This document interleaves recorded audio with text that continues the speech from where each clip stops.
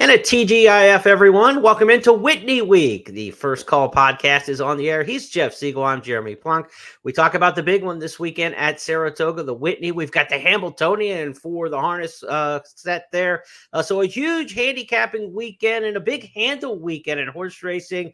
This will rival the Travers in a lot of places for total handle around the country because of the harness influence this weekend. So this is as good as it gets in the summertime, Jeff. We've got action at Del Mar, Ellis Park, previewing races towards the Kentucky Downs meet. This is a good one.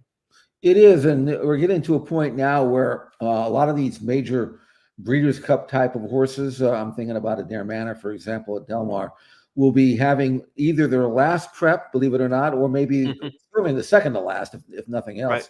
So we have to watch these races and evaluate, and it's fun. Now, they don't offer a lot of great gambling, but it's still important racing to evaluate for the future. Right. So we'll be watching a lot of racing, pivotal racing this weekend. And forecast for Saratoga could involve some thunderstorms, as we are used to this time of year. So keep flexible in your handicapping if you're looking at the spa. For the benefit of those of you on our audio channels, here are the races that Jeff and I will handicap over the next 30, 40 minutes or so. We'll start at Ellis Park with the Kentucky Downs preview of the Mint Millions Turf Mile. We'll go to Saratoga, where the Saratoga Derby Invitational kicks off 5 stakes races, followed by the Grade 1 test, the Lure for the Turf Milers, the Turf Sprinters in the Troy, and then the Whitney, one of the races of the year so far in the Breeders' Cup Classic or Dirt Mile divisions. We'll talk about that when we get to the Whitney. At Del Mar co-features on Saturday, the California Dreamin' for the State Breds and the Clement L. Hirsch in the Distaff division. You'll want to stick around for that one. As good of a Breeders' Cup Distaff division race as we've seen anywhere in America this year. A lot of national interest in that West Coast race, which is great to see. If you're into the handicapping tournament scene, we've got a couple shots for you this weekend.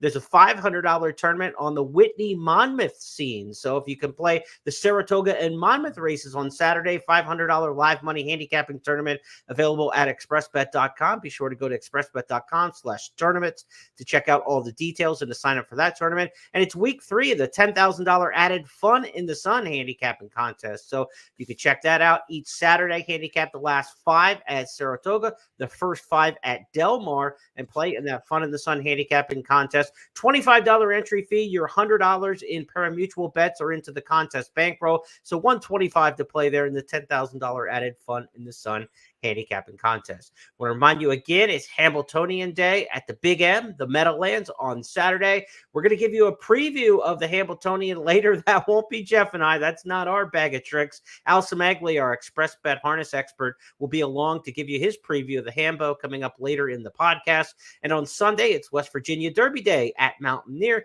That's our Express Bet race of the week. I'll give you a couple quick thoughts on that. You can check out my opinions on the West Virginia Derby Day card and Dustin Fabian's as well at the blog section of expressbet.com. So, Jeff, it's time to get handicapping. Let's go to Ellis Park on Saturday. Saturday and Sunday at Ellis this weekend, there are 3 stakes races each day. They are preview races, if you will, prep races towards stakes races coming up at Kentucky Downs. Now, this race that we're going to look at is race number 9 on the Saturday card at Ellis Park. It's the Kentucky Downs preview with the Mint Millions Turf Mile. That race will go September 7th, so the horses coming out of this one have about 5 weeks to get set for that race at Kentucky Downs. $250,000 at the purse. Turf Mile here, as you'd expect, given the name of the race. And I know there's one in here, Jeff, that you've had your eye on a couple starts now. Win for the money.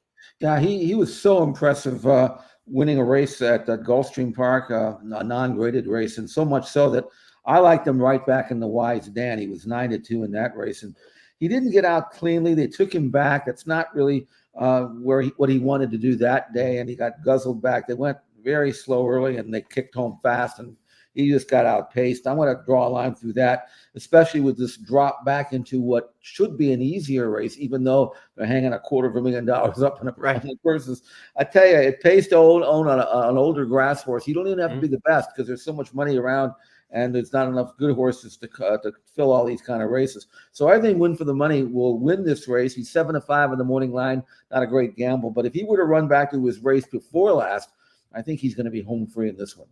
skirmish. Running home from the back is Eldon's Prince. They're at the top of the stretch. It's win for the money. He's looking good. An eighth of a mile out. He's 4 to the good. Main event is second with work to do to hold that spot is Charging Eldon's Prince and me and Mr. C. But look at this performance in the Mr. Steel. Win for the money. Indeed. Sharp by 6 in the end.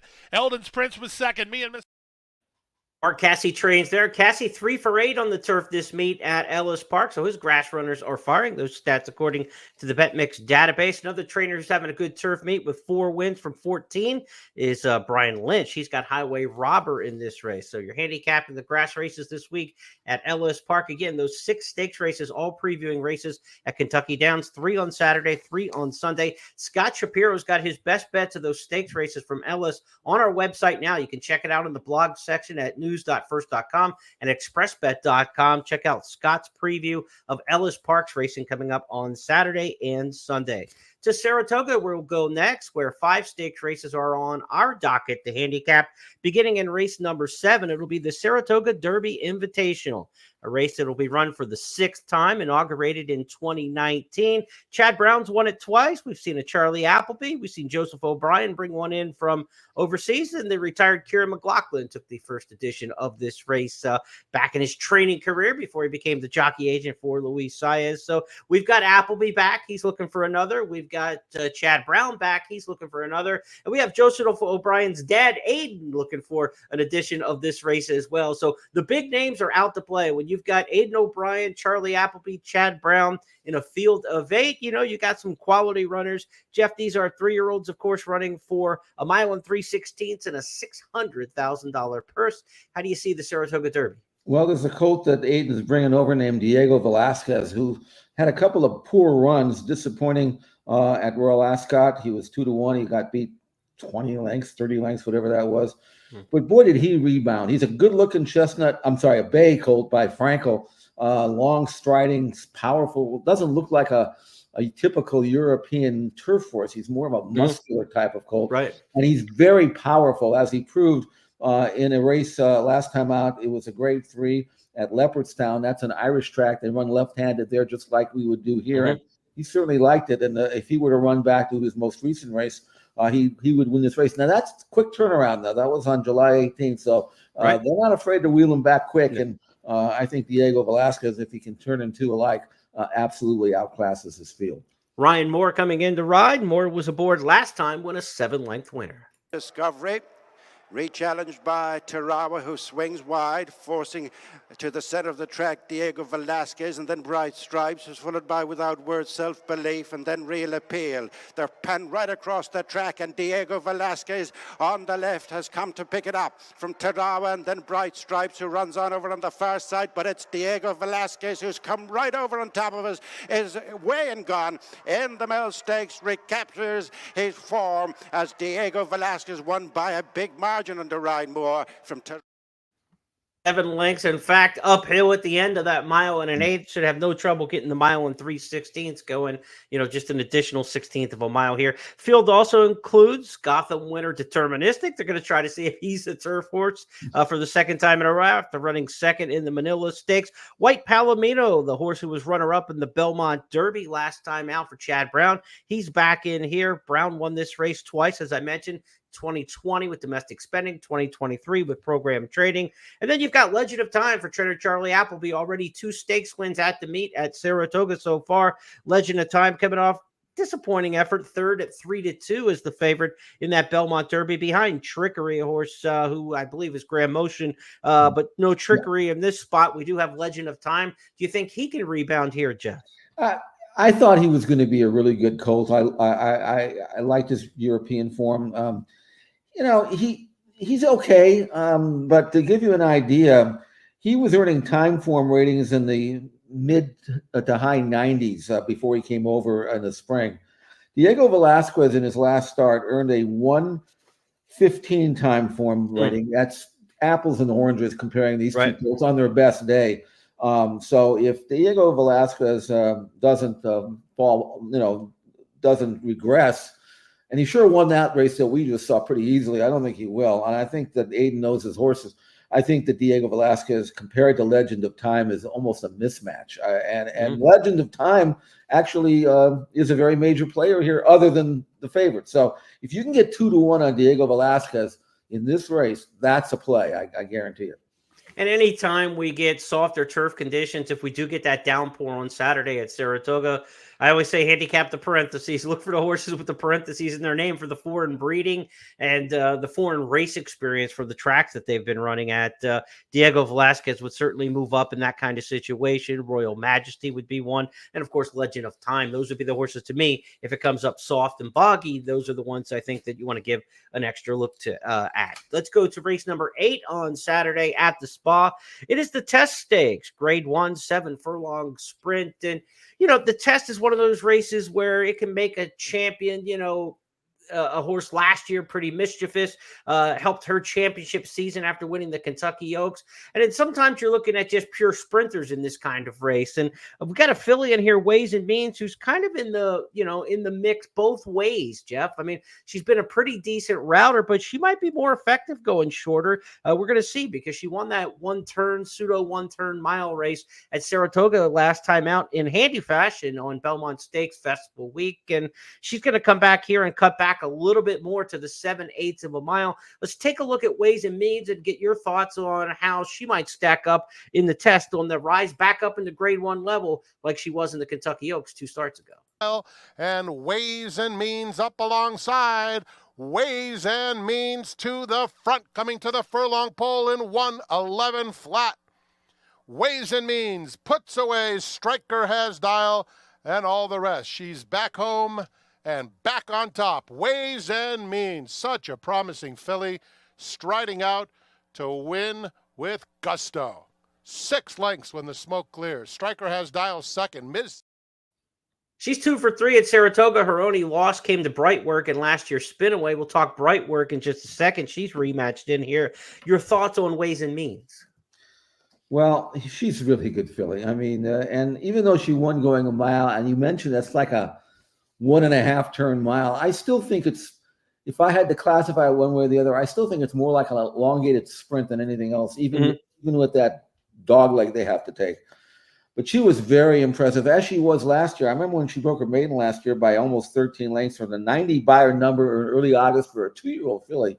I thought she was going to go on, and she still ran well after that, but not quite up to that. But I think she's back to that form now. So much so that going 7/8 in the Breeders' Cup filly and mare sprint, if she can progress, she's almost there anyway. The 104 Beyer number last time out tells you that. But she could be right in that mix in what right now looks like a very powerful division. But she might be one of those as a 3-year-old who can still has room for further improvement. And I expect her to run back to her best race today, even though it's a Grade 1. There's some good fillies in here for sure. But Ways and Means might be a cut above even these. She was second in the Gulfstream Oaks. She was 4th in the Kentucky Oaks. But I agree. I think she's better in these kind of, longer sprint races. 7 furlongs ought to be her best trip. By practical joke out of a Warriors Reward mare. I mean, she's bred top and bottom to really like 7 furlongs to a mile. This could be her kind of spot. She will get that rematch with Brightwork. Those two finished on the wire together a half length apart in last year's Spinaway. We haven't seen Brightwork for trainer John Ortiz since the Breeders' Cup Juvenile Fillies. This is a very, very auspicious spot to return in. Grade 1, 7 furlongs is a tough demanding distance off the layoff. A 7 furlong allowance race is a tough comeback race. 7 furlongs against this kind of company, they're really, really taking a big bite at the apple here, Jeff.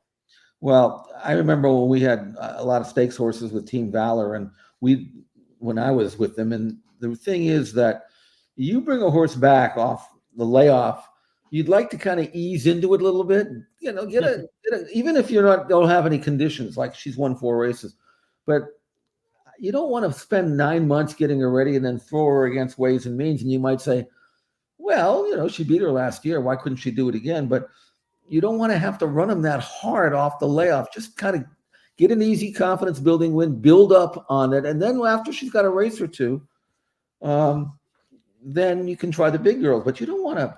I mean, that's not what I would do, but Right. Not my horse. And they've actually done pretty well with her without my help. So maybe they know her better than I do. We'll see. $95,000 purchases, earned $500,000. She got Yeah, that I all mean, as a they don't need 2-year-old me, last that's year. for sure. But I think Ways and Means is really good. And as I did last year, and after Ways and Means won her debut and actually ran very hard, much harder than she needed to run in her debut as a 2-year-old, she did pay the price later, and she tailed off.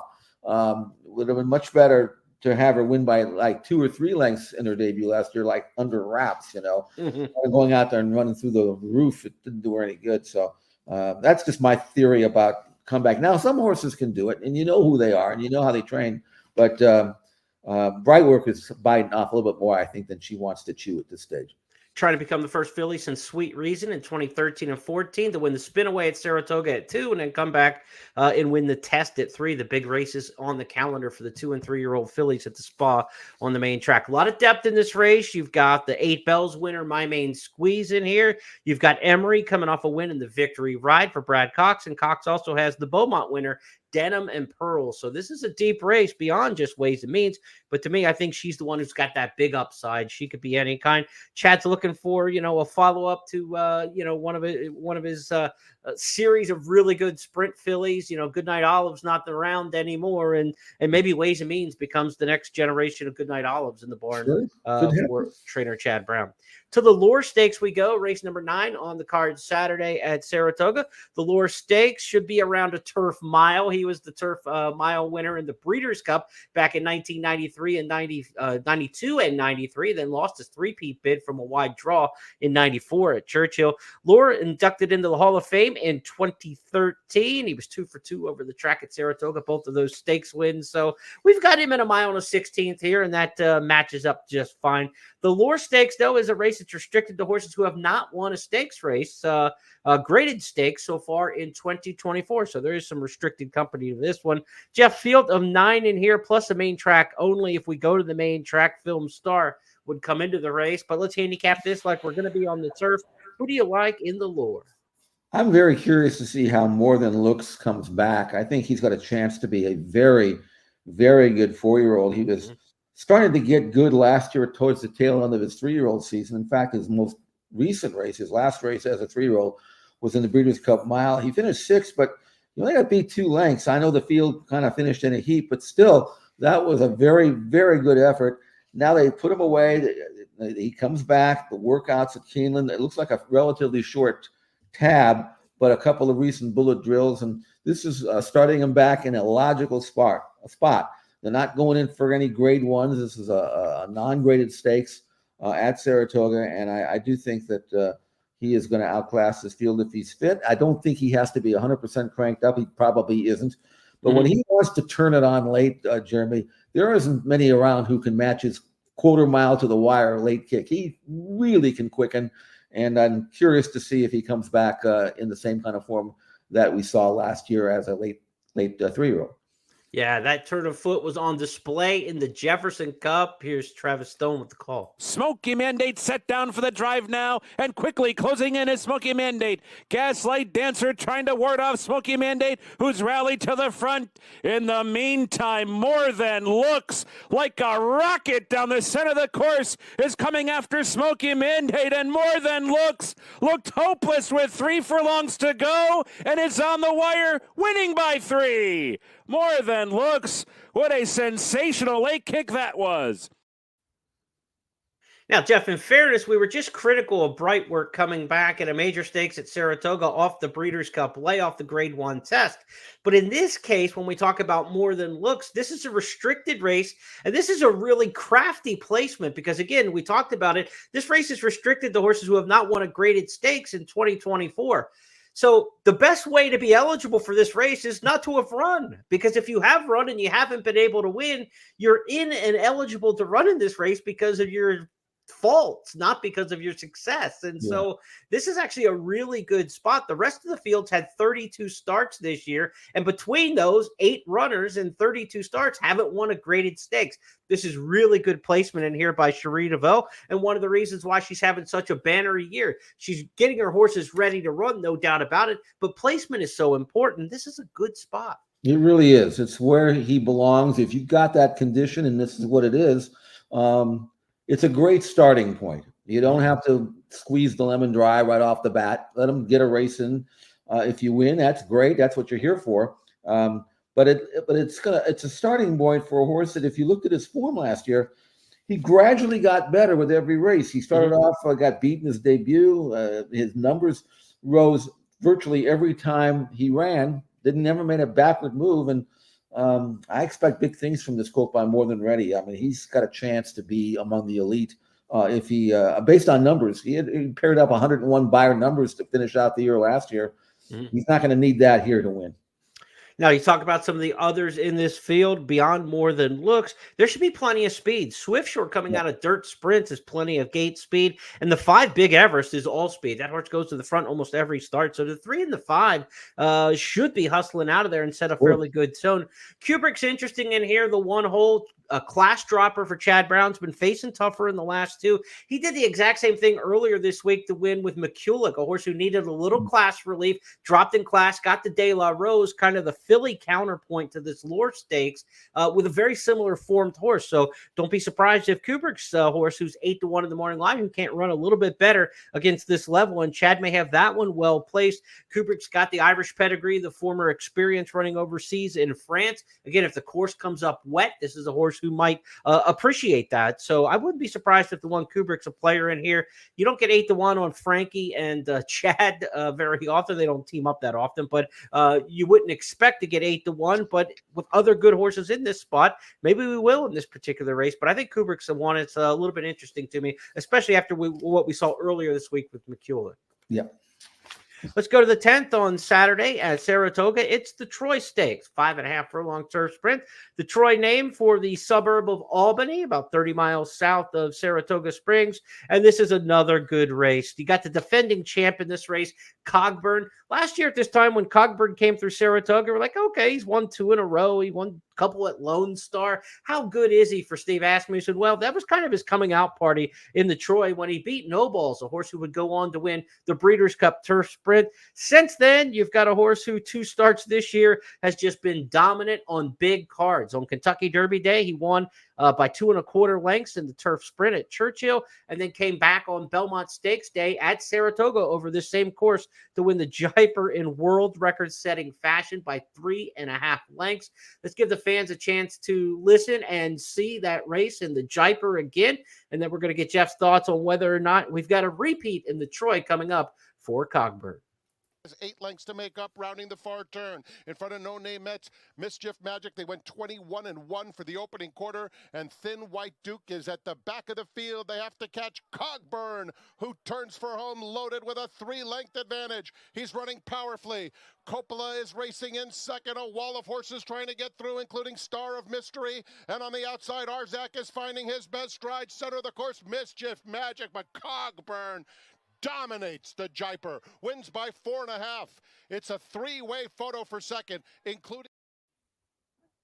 Now, can anybody knock him off, Jeff? He's fast, and there's not a lot of speed in this race. And as if he needed the help. He won this race last year over soft ground, so if it does rain, they'll probably still run the race unless it's a swamp. Right. And he loves off soft ground. He also won the turf sprint at Churchill on good ground. So, I mean, we know he likes it firm. He might be better with some give in it. And here's a situation here where normally you say, okay, I got the best sprinter in North America. If he were to run back to either one of his last 2 races, he'll win the Breeders' Cup, especially going 5/8 at Del Mar. Right.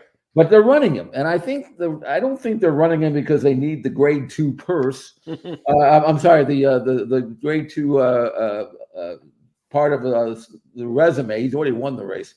I think he must be running because I think Steve Asmussen probably figures, I have to run him. He's doing that well. I mean, I just can't keep training him. I got to run him. So he's running him in a race that just to tick him over for the fall and then for the Breeders' Cup again. It's not like he has to run here, but he must be on top of his game. That's the only thing that I can figure. So I think he's going to put on an exhibition here. There's nobody who can run with him. Maybe nobody in the world can run with him going 5/8 in his present form. So, again, not a gamble. He's 4 to 5 on the morning line. But whenever you want to watch a horse that's maybe the best in his division, if not here than maybe in the world. I don't know what they've got overseas, but Cogburn is good, and I'll be watching this race and hoping that he maintains his form because he's a great horse, and I want to see him out here in California. Field of 11 in this race, the Troy Stakes. So a good race for try and super players. If you've got a horse on top that you want to key, let the math work for you. There are 10 other combinations that can run second and third and fourth in here. So you might still get a decent payoff in the exotics if you attack that way intra race.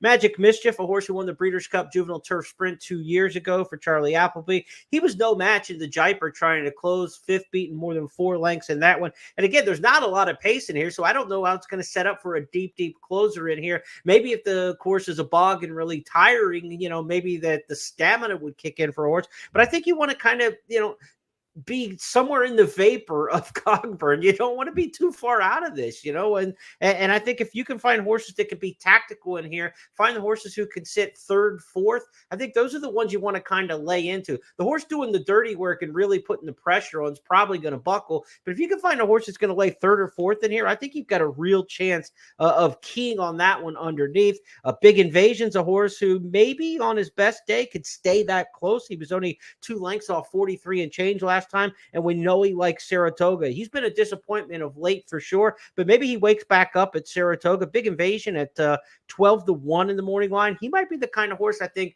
with a 7 draw in here, not too bad. He might be effective with the way this race may shake up. So I would use Big Invasion maybe as my horse underneath, but Cogburn, a standout, I know. The way you see it. You bring up an interesting point. It might even be easier for the favorite because maybe nobody really wants to go out and get chewed up by him. Yeah. So they just let him go. I want you to, if we can run second, that's good. So just don't be the horse that goes after him and pay the price late. You know what I'm saying? Right.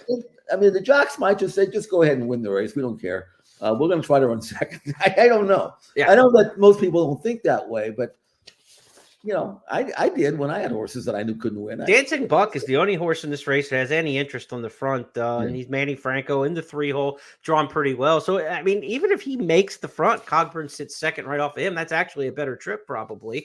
And again, that will probably pay the toll on Dancing Buck then with a horse the quality of Cogburn once he hits the afterburners in the Troy Stakes. Let's go to the Whitney. It's the feature race Saturday at the Spa. $1 million. This is a true grade 1, no doubt about that. 1 mile and an eighth on the main track. You've got the horse who's won the Pegasus World Cup, the Met Mile in National Treasure. He's looking to build on a potential Horse of the Year resume. Hard to believe this time last year we'd be talking about National Treasure as a potential Horse of the Year as a 4-year-old. When he won the Preakness, everybody kind of thought, it was a little flukish. It was a down Preakness. The horse he beat in that race was Blazing Sevens. Mage didn't turn out to be an after Derby horse, who had a lot. You didn't think of National Treasure in these kind of terms that we're talking about now, but it's a historic resume. If he could take the Pegasus World Cup, the Met Mile, and the Whitney, he's up there with some of the better resumes in a single season in the last decade. I'll tell you another thing about him. He's by quality road. He's got stud potential for sure. If he continues to win, an Eclipse Award in the older division would certainly make him very valuable. And after winning the Met Mile, and he took a little heat that day and then shrugged off the pace like nothing. Mm-hmm. Won by 6, 102 buyer number, triple-digit buyers in his last 3. It does not look to me, based on what I've seen in the morning, that he's losing any of his speed. In fact, he might even be sharper now than he had been even when winning. Take a look at this breeze. This was impressive to me just a few days ago. And you can see pick him up on the turn here. Yeah, he's going to go in 59. And change, and he is really pulling the jock out of the saddle here. I've seen him breeze before, and he's always been a decent workhorse, but not like this. Jeremy, I don't think I've ever seen him look better. No, he's kind of 2-minute licking almost and going at 59, visually, you just he doesn't look like he's going that fast. He's being restrained and throwing up numbers like that. This is typically when Baffert horses work like this. These are typically strong, players and knockout contenders when they show up in one of these races. He's doing as well as he could possibly be doing. We'll see if he goes back on the road again. He's already won over the racetrack. The Met Mile we talked about it already, out of that elbow start on the first turn, the Wilson Chute at Saratoga. But, to go 2-turn mile and an eighth here. This is kind of what he's done. He's been a 2-turn horse for the bulk of his career. It was a bigger question whether he was going to cut back and run as well in the Met Mile at that kind of trip. So he's drawn beautifully in post 3. Remember, Saratoga is a 9-furlong oval. A mile and an eighth race is exactly 1 lap around. With the run up, they'll move it just a little bit before the starting gate, but essentially you got a very short run into the first turn. So inside speed is always extremely effective in these races. And when you look, post time down on the inside has no speed at all. Disarm's not a blaring front runner. National Treasure is going to get to the rail. I mean, he's just going to go, pop, get over to the rail, and be very forwardly placed throughout this. Who could run with him? Maybe First Mission applies a little bit of pressure. Il Miracolo is apparently going to scratch out of this race. Trainer Antonio Santos says they might look for a little bit easier spot. I mean, who else can go all the way to the outside? Arthur's Ride maybe has to go from post 11, Jeff. He was highly effective going a mile and a quarter here at Saratoga on the Belmont Stakes Festival week. In fact, he ran about 3 or 4 lengths faster than they ran the Belmont Stakes when he won his allowance race. Of course, he's a 4-year-old and should be running a little faster than 3-year-olds, but that was grade 1 company. And I think, as well as he ran here over this track, I think Arthur's Ride's one that we have to take pretty seriously, especially the way this race shakes out. It's not a great post draw in the 11, but there's not a lot of other early speed in this race. I don't see him getting hung wide. No, I don't either. But the problem with him is he has one really horrible race, and that was 2 races back. He got beat 23 lengths in an allowance race over a wet track. From that post, facing National Treasure with a possibility of an off track, I'm wondering whether he even runs, And if he's not in the race, there really isn't anybody to go with National Treasure. Arthur's Ride will be stalking probably, unless they just rush him off his feet.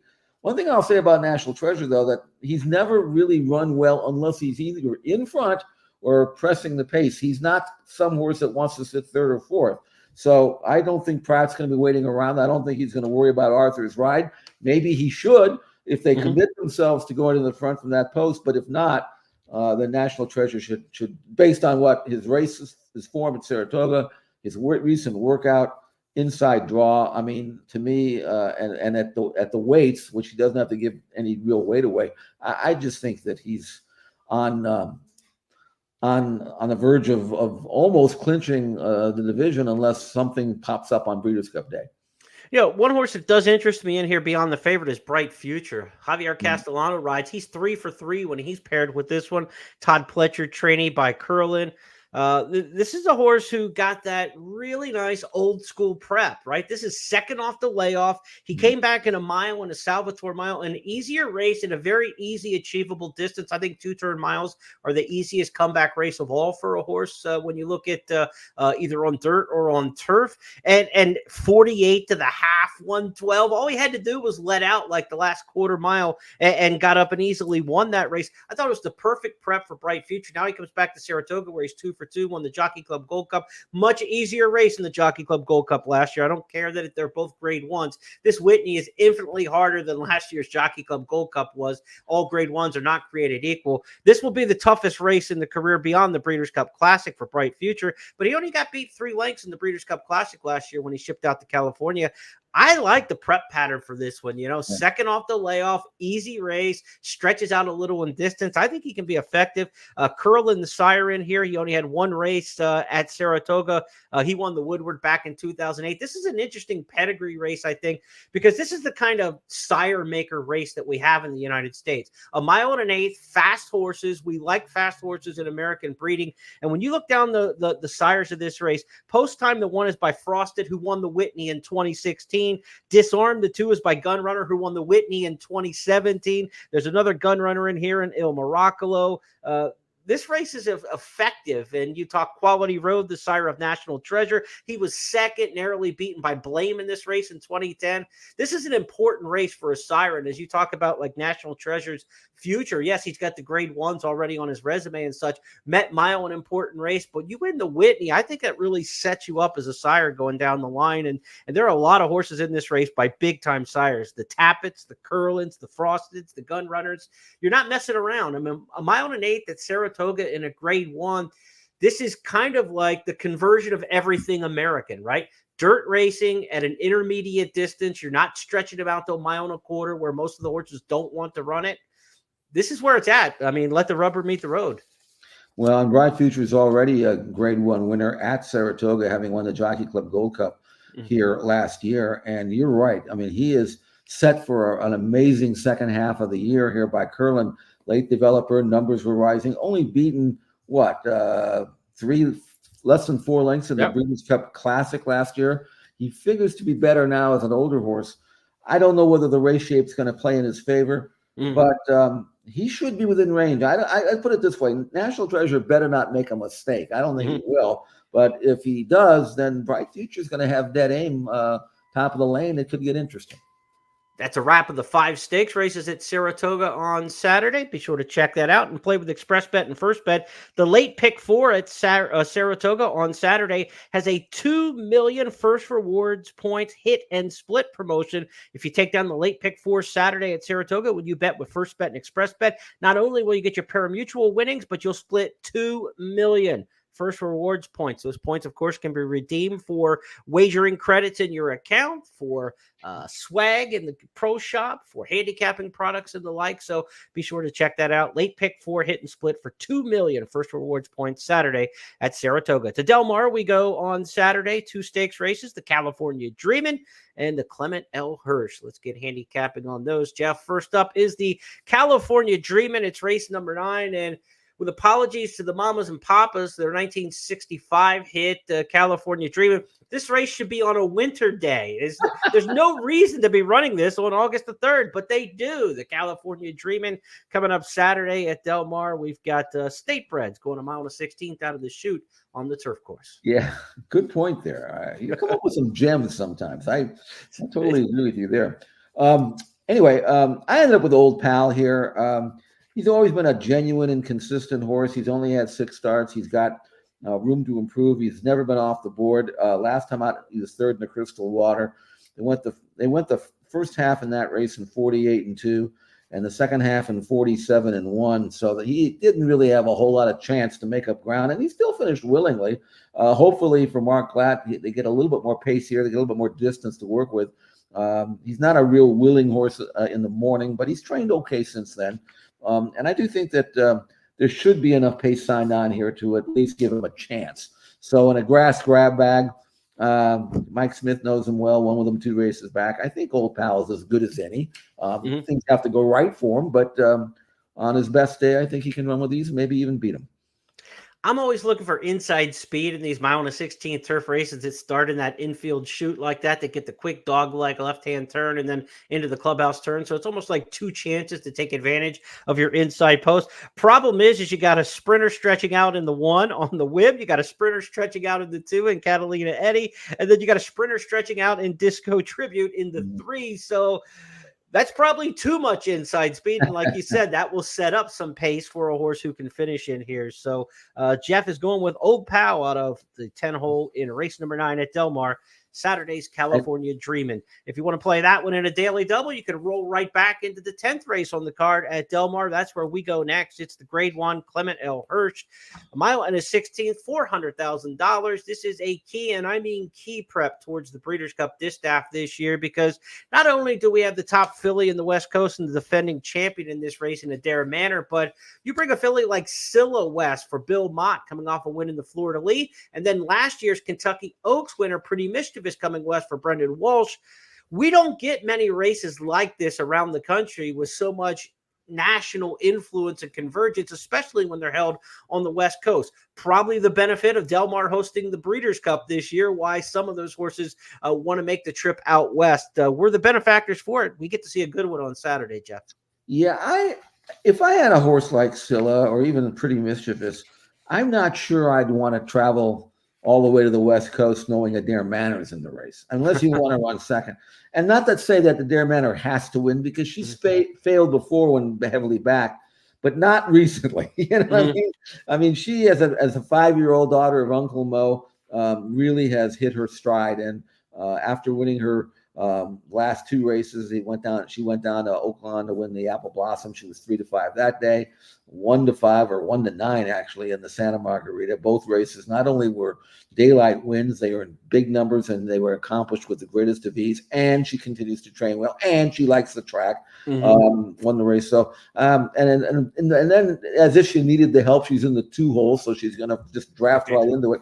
She doesn't need the lead to win, but if you give her the lead, she's home. And I don't think anything in here is going to go with her. So, I mean, that's all adds up to a Dare Manor. All right, so who's going to run second? I'm going to give you a price horse here to run second.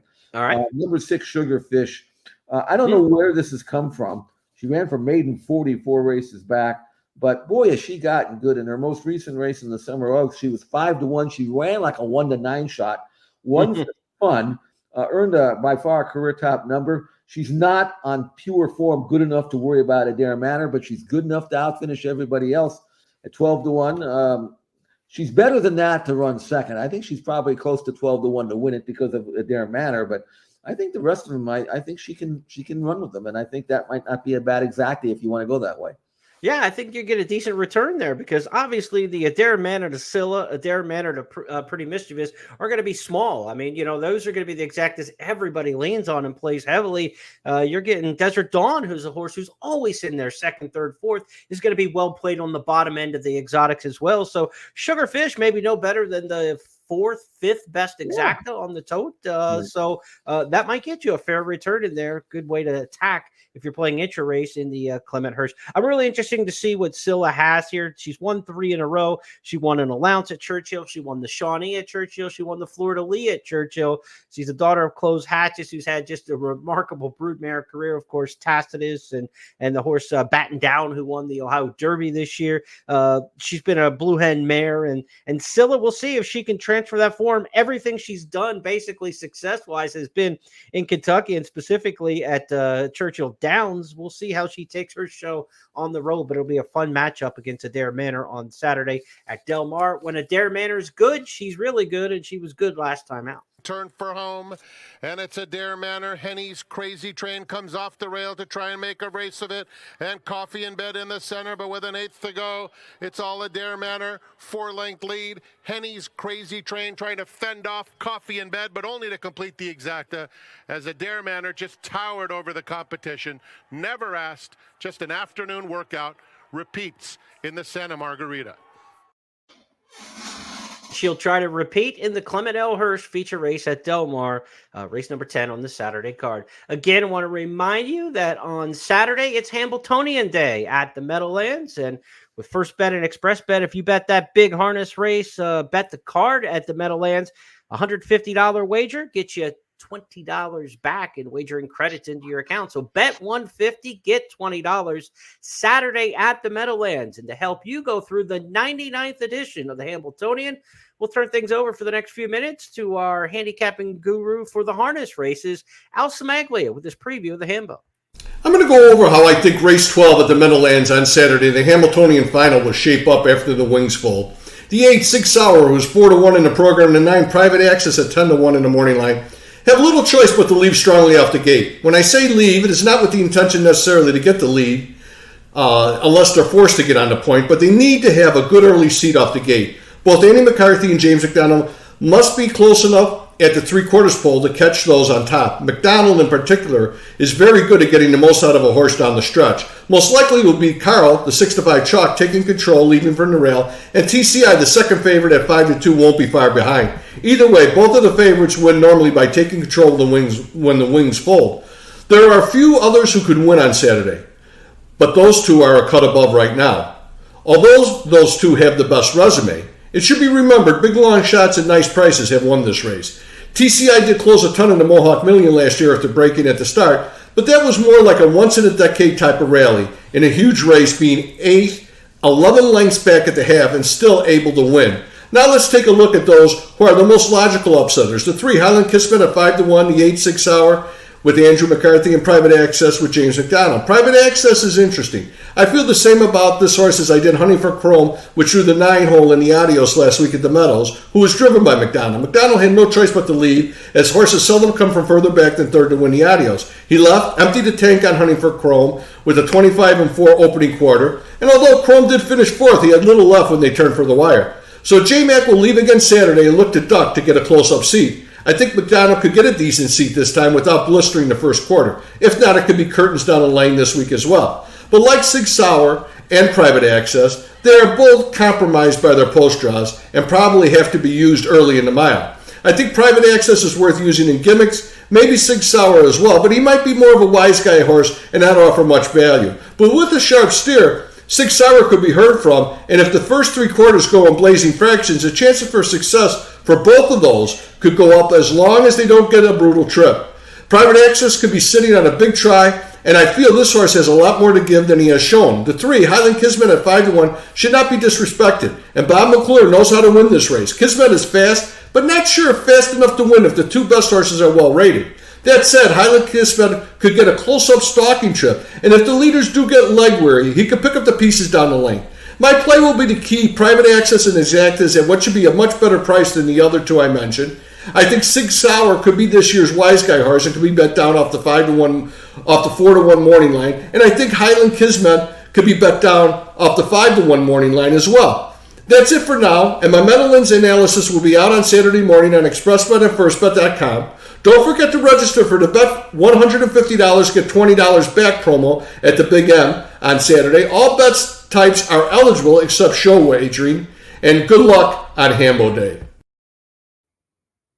All right. Thanks to Al Cimaglia for that. Again, as Al told you, you can get his final picks and pick 4, pick 5 look at the card at the Meadowlands on Saturday.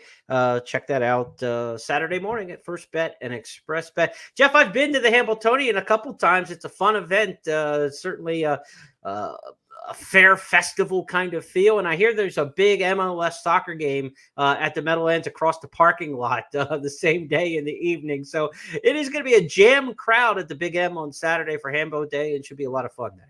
Never been in the Hambletonian, but I used to work Western Harness back in the 70s. I was actually working for Hollywood Park, and they lent me to the Western. I said, you go work for them now. I was in the fall. There was no thoroughbred racing there, and I enjoyed it. I mean, there was some great international racing. They had the race called the American Pacing Classic, American Trotting Classic. I remember going out to see Neville Pride race and some others at Niatros. So those were fun days. I've gotten away from that, obviously, but I'll be watching. Why not? Great racing, no matter what breed, is always fun. Carl and TCI, the 2 headline horses for this year's Hambletonian. We'll see how it shakes out, and we'll be keeping our eyes peeled for Al's final picks on Saturday morning. That's going to wrap up this edition of the First Call podcast. Jeff and I will be back on Tuesday to wrap up a huge weekend of racing on all fronts when we return on Tuesday for the It's Official podcast, and we'll take on 5 hot topics from around the game.